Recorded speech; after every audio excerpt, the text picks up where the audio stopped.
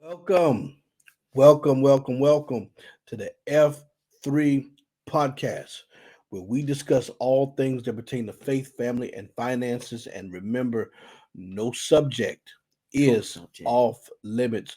We are your host today. I am Dr. Lionel M. Blair Sr., and I'm sitting next to the glorious, the wonderful, her eminence herself. She is the sainted mother, Saint Jasmine the First, Oh goodness. Dr. Jasmine Blair, my lovely wife. We got a good one for you today, as always. Welcome everybody to the F3 podcast. Shout out to all of our first time viewers. It's so good to see you. And shout out to our long time viewers. Those of you that's been Yes, rocking thank with you. us. We got Thank some you. people that's been rocking with us since episode 1. Episode one. So if you were there for the beginning or you came later on and then you kind of got caught up, you still count. We talking to you too. So thank you again to everybody that's continued to support the F3 podcast. But listen, I want you to go do it right now. Go click that little notification bell in the corner so you'll be notified every time we drop a new episode. Be sure to take us with you on the go. You can find us where your favorite podcast episodes are streamed. And Mhm. as always, if you've got a question, you've got a show topic that you want us to answer, listen, click that link. When you find out more about how to support the F3 podcast, there's also a voicemail link. You can drop us a message so we can answer your question here. Because remember, no subjects off limits, and we will definitely talk about what your pastor wants. Mhm. Like today. So we got a good topic today because see, I find in this generation today, we got some feelings when it comes to servanthood. So nobody wants to have the conversation about slave or servant. So we're gonna talk about this Yes. because see, some of the stuff that y'all think is slavery is nothing more than reasonable biblical service, and some of the stuff y'all think is servanthood is very crazy and it's modern day slavery in disguise as servanthood. So we're going to talk about some of the dynamics of that and how to detect the difference and what you need to do. Right. So let's go ahead and get into this. Yes. Now I want to backtrack a little bit to help some of y'all that are newly saved and don't know a whole lot about what's going on. We we in today's time have gotten to a place to where we don't like to serve. I remember coming up in my early days. Hmm. I remember, I would clean the whole church. Every week I would clean the church, before service. The pastor was gonna, find a cleaning company, and everybody said, well, pastor, why do we need to use the church funds to pay? Now mind you, this was not like no 8,000 square foot building, so it was very reasonable to clean. But why we need to pay a cleaning service, and you got 30 people on the leadership team? Between us, somebody should be able, between the 30 of us, Yeah. we should be able to keep this edifice clean and prepared for Sunday service. Hmm. And so there were different people doing it, and jobs and stuff. But for a season, I was the person doing it, and it was a joy. It was an honor to clean the church out, go in there and, cut the little praise and worship music on, and I'm vacuuming and putting tissue out and moving chairs and scrubbing toilets, they soaking while the vacuuming going on, because you got to get that stuff off. It was an old building. But my point is, I saw this as, a joy and a service unto the Lord. Nowadays you can barely get somebody to pick up a piece of paper off the floor without them holding their hand out like this. Right. And so we've got to get back to a place of servanthood, because there are things that need to be done that are a reasonable service. And how can you say, I'm supporting this, this is what I want to do, this is what I'm a Right. part of, but long as I don't got to do nothing, it doesn't make any sense. Now, on the flip side, you do have places out there that the amount of things that they try to list off for people to do, I mean, you got people 40, 50, 60 hours a week, and you can't even buy them a Happy Meal. Something's wrong.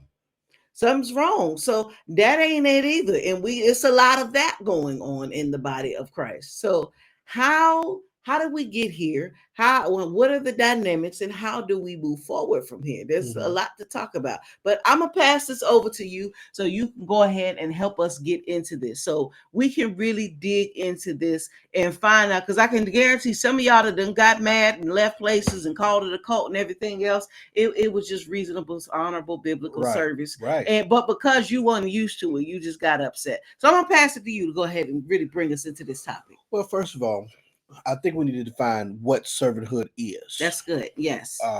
Because we have a problem with something we can't accurately identify or define. And that's a problem. That Because is how a you problem. mad about something and you can't even identify what it is, right? you ignorant and mad. Just ignorant and mad. Okay. Like that's not a good combination. That's a really bad combination. It really is.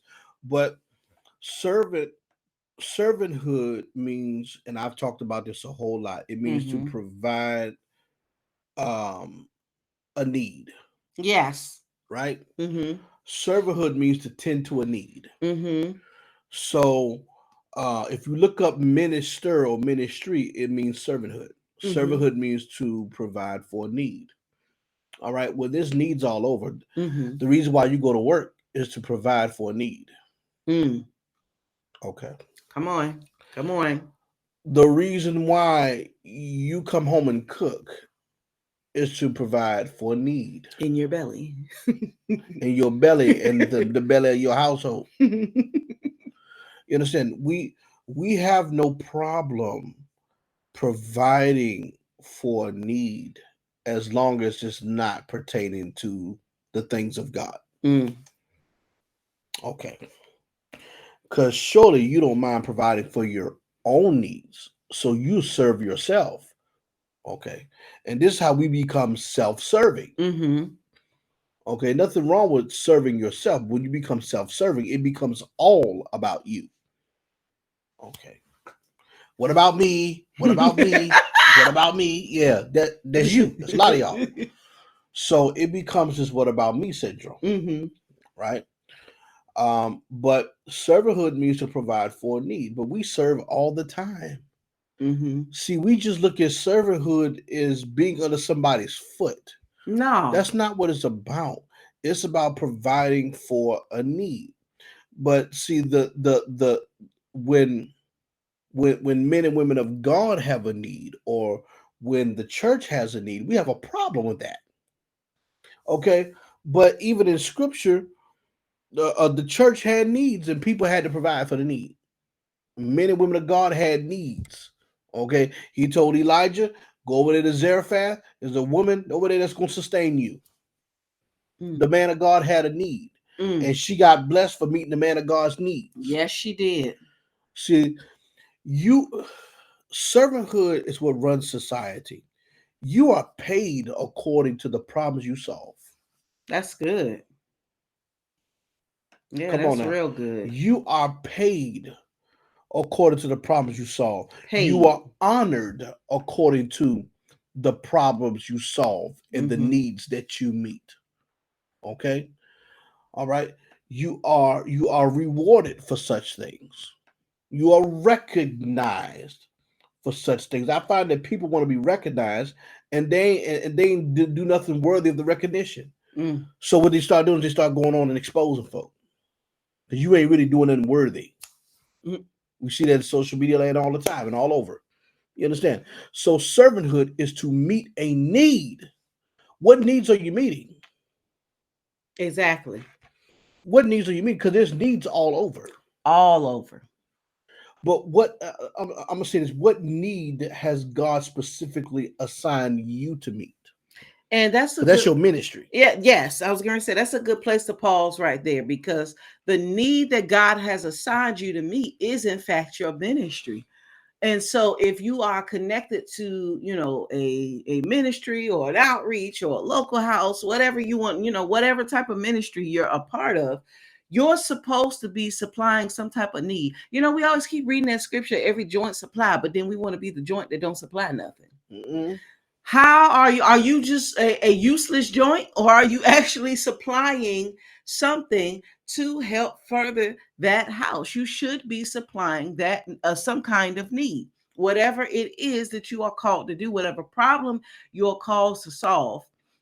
Whatever irks you or really gets under your skin, you've got a righteous indignation.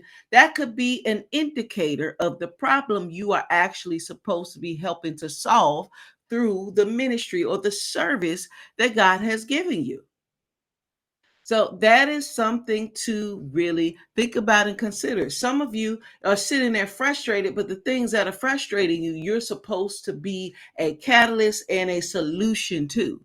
So, what is your frustration solving?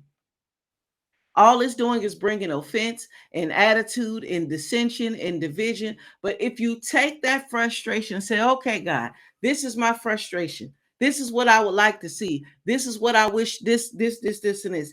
God, give me a solution and an answer to be a blessing to the body in this house. Mm-hmm. But see, then that goes back to we got to deal with why are you really going to church or why are you really a part of such and such ministry? Are you there to actually be a part of the solution, or are you there just to get a prophetic word or to get some paperwork and then to just go on and then go somewhere else and be a rolling stone in the body of Christ? That's what you got to ask yourself. Yeah. Yeah. Because again, you will also be defined by the needs that you meet. Or the problems you create. You choose. Because if you're not meeting needs, you're causing problems. There's no in between. There is no in between. Either you are one who meet needs or you ones who cause a problem.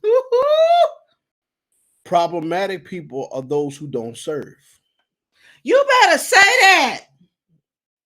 Yeah, a lot of y'all are cause problem. You really don't. The people that got the most complaints and get their pastors the most headache don't serve right at all. Mm-mm. You know, so servanthood is about meeting needs, and yes, and that looks different. Mm-hmm. It looks different for everybody. You know, y'all looking at the armor bearer of the pastor be like, oh, he nothing but a flunky and a slave. Are you kidding me? Do you know what it takes to be a senior leader? You know what it takes to run a church? You That's know what it takes? whole workshop, the ministry of the armor bearer. Yeah. Go ahead. Armor bearer and adjutants, because that's a whole workshop, because you don't know what it takes. You know, I used to bash pastors, right? Mm-hmm. You know, before I became a senior leader, Mm-hmm. I used to bash pastors. You don't need nobody to walk with you to the bathroom, in which that is a little awkward. But you know, you don't need nobody to walk with you to the bathroom. You don't need nobody to open your door. You don't need nobody to do this or do that. You don't need nobody to carry your stuff. You're a grown man. Do it yourself, and all this other stuff, right? Because I had a bad experience with serving my leader, Mm-hmm. right? So I was on this whole campaign. Mm-hmm. So then when I became a senior leader, and I started noticing how we was doing everything ourselves. Mm-hmm. I mean, we bought the equipment, set it up, took it down. Remember that? We preach, pray, prophesy, minister to people, all in between. Preach, pray, prophesy, minister to people. Use the admin, the accountant. You was everything administratively, and then we was setting up, breaking it down. And then after a while, it's just like, okay, we need help. Mm-hmm. We need to assign some people to this to some of these tasks. And it still took us a while to really transition certain roles, because people don't want to serve. They want the spotlight. You know, they don't want to meet a need. They want their needs met. Okay. Mm-hmm. But what you make happen for others, God will make happen for you. You reap what you sow. Mm-hmm. See, the reason why God assigned help to us in ministry is because the ministries we was under, we was a help. Okay. Mm-mm. Okay. You sow servitude, you shall reap servitude. I serve. You sow problems, you shall reap problems. I've done the work of a deacon. I've done the work of an armor bearer, an adjutant. Okay, I've done those works. I'm the one that used to wash my leader's car. I'm the one that spent my hard-earned money to go take my leader out to eat. Okay. Huh? I'm the one on the phone encouraging my leader and ministering to my leader. Now, there's something key in the things that you're saying, because a lot of people will say, okay, well, why does all of that even matter? Why do I have to do all that? What does that have to do with me serving God? Oh yeah. And if you just called to be, listen, if you're called to just be a sheep and just be a sheep and just come and show up, then this type of talk is not for you. Maybe it's not for you. But see, most people that think like that and say things like that, Mm-hmm. you desire to have your own ministry one day. You desire to be itinerant. You desire to travel. Listen, nothing is ever a one-man show. Knows that. Whether you or one woman show, whether you see one woman, on the stage or in front of the camera, best believe there's an entire team of people behind them helping to bring that vision Yeah. and that assignment to fruition. So, any big name preacher you could think of, there's a team of 5, 10, 15, 20, 30 people even that are a part of the inner workings that you don't see to ensure the success of that ministry, to ensure the success of those assignments. So, how do you expect God to bring you to the level of, oh, I know I've seen this, I know I've been prophesied this? How do you expect to achieve that unless you first sow it? You want to reap what you didn't sow, and that's an illegal spiritual principle. Yeah. Because if you're not willing to sow it into the life of another, then how do you think you're going to just get to the place and demand that it be sold into you? That doesn't make too much sense. People are hypocrites. They want the rights to something they have Mm-hmm. not earned.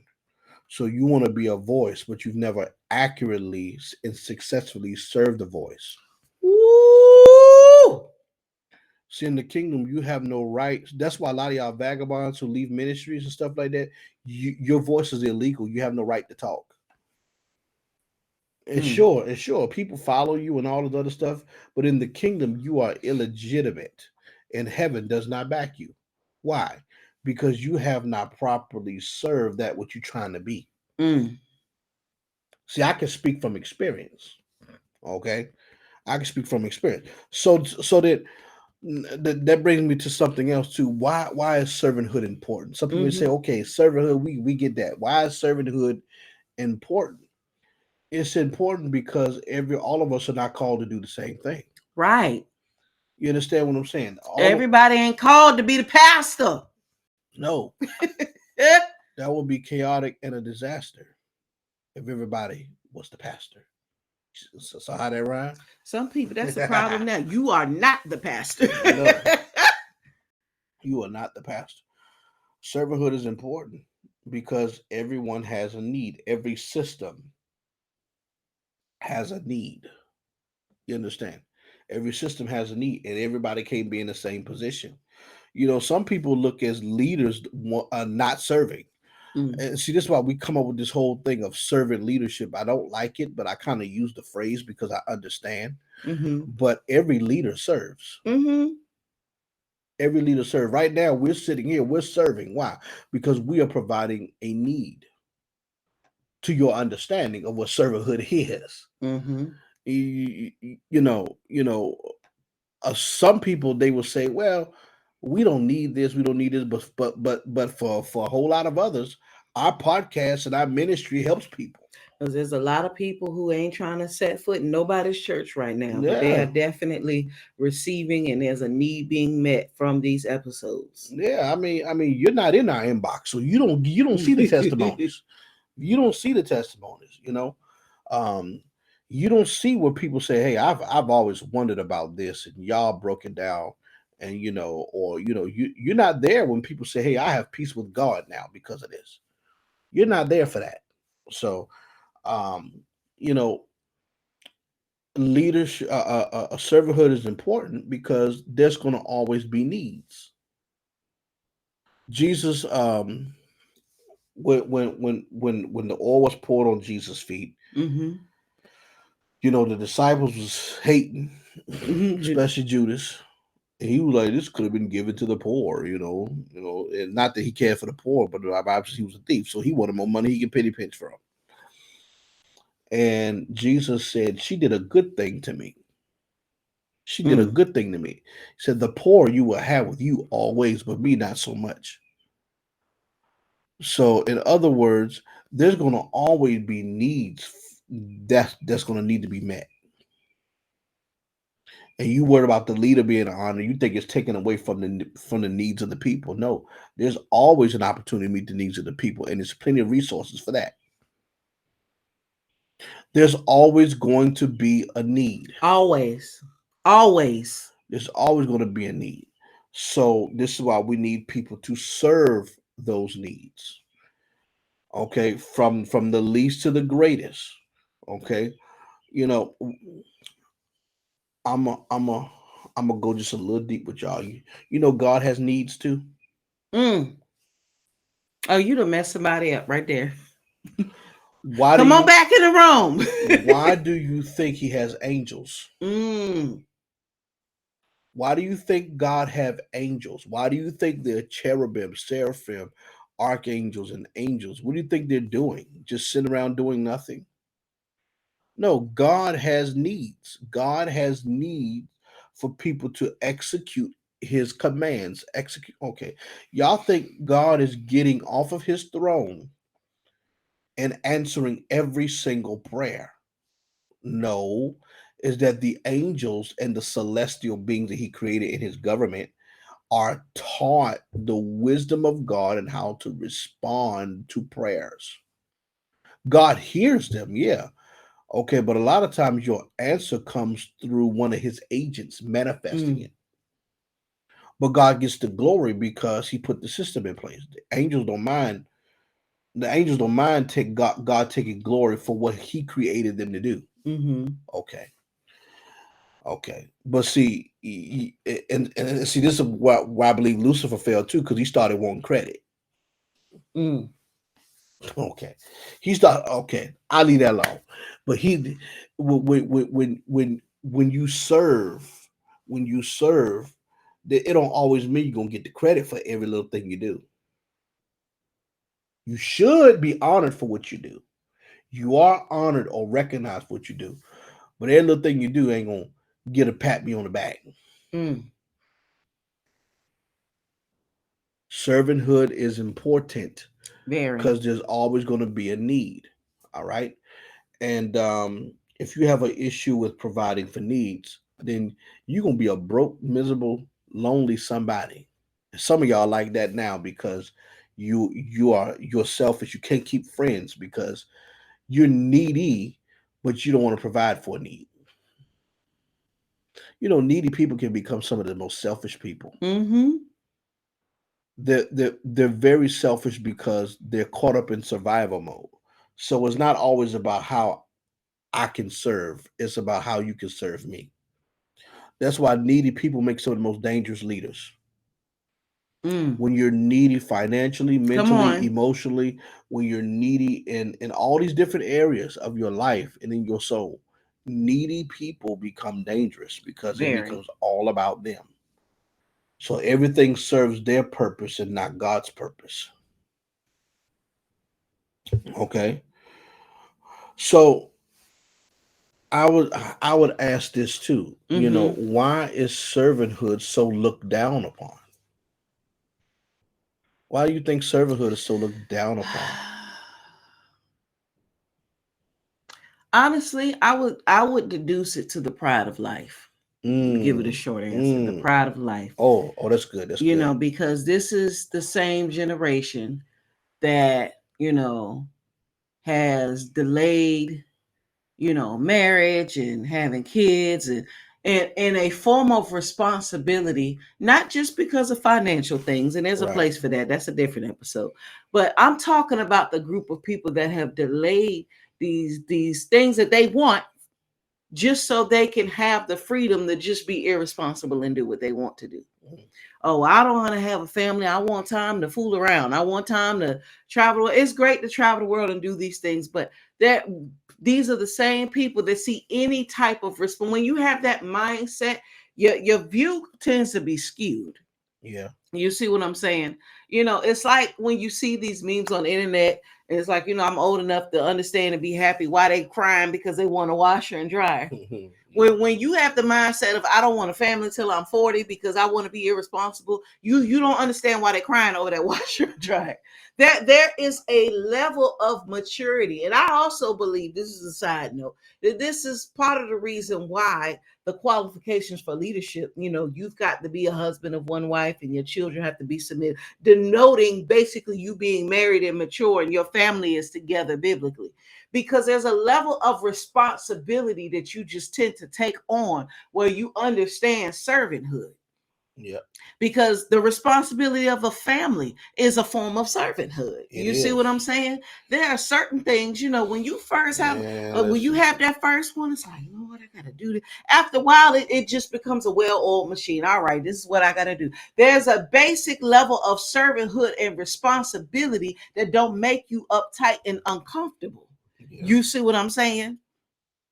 And the issue is we have people who are gifted, who are anointed, but they have not been through the maturation spiritually or through the ranks spiritually within a church setting of maturing. People have not paid their dues, if you will. So yes, you can preach, pray, and prophesy. You have a strong word of knowledge. You have a strong gift of healing, but you've never been on a volunteer team. You've never been on a greeting team. You've never been on a cleanup crew. You've never been through the beginning. You don't know the first thing about the diaconcy. You don't know the first thing about eldership, but you want a church. See, servanthood the old way. Now, there were some things I would say, in my opinion, that could be spiritually and emotionally abusive. But I'm talking about the going through the steps of the rank, not the methodology that they use. Right. The going through the steps, it creates a discipline and a form of proving. And now people today do not want to go through proving, and they just want to use their options. Okay, you don't want to promote me? I'll just go to this church. They desperate, they thirsty. They'll give me a position. If I sow a big enough seed, they'll give me a license. Yeah. And so thirsty churches and thirsty leadership have created some of the bastards that we see. That's because they can go up the street and they make it rain enough. You give them a position. I've seen that. We got to get that type of perversion out of the church. I've seen because it happens many times. So when people feel like they just got options, I mean, these are the people that won't even keep the same cable or internet company for a year if the price is right somewhere else. They won't even keep the same phone company for a year. We think they're going to stay in the same church for a year. So it's the whole mindset that comes along with it that has to be regenerated, renewed, and reviewed so that we can kind of bring these issues away from the church. Yeah. You see what I'm saying? So listen, I think we covered a lot with this. There's a lot to talk about still here because we've got to get into the mindset, of the modern day believer and what that kind of looks like and the benefits of that, but also the hindrances to the perpetuation of the body in that as well. But any closing remarks for this episode before we get out of here? If you want to be the greatest, you got to be the least. Come on. If you want to be somebody, the way up is down, like they used to say in the old church. You're going to have to serve it. I'm seeing a whole lot of people that have not served. And this why they don't recover from stuff. See, I'm a hush. And this is why sometimes some of these younger leaders, are a little off.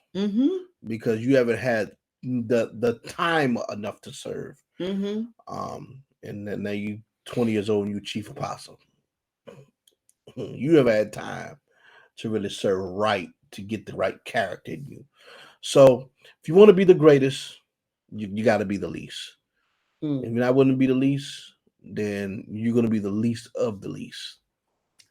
And it is what it is. Listen, thank you guys for joining us on this episode. Be sure to follow us over on IG at King and Queen Blair. Listen, tell us in the comments what you think. Tell us in the comments, did you go through that season of serving, or were you just one that they just kind of shot up and gave a position and you kind of had to walk your way through it? We definitely want to hear from you. Listen, join us next time on the F3 podcast. Goodbye.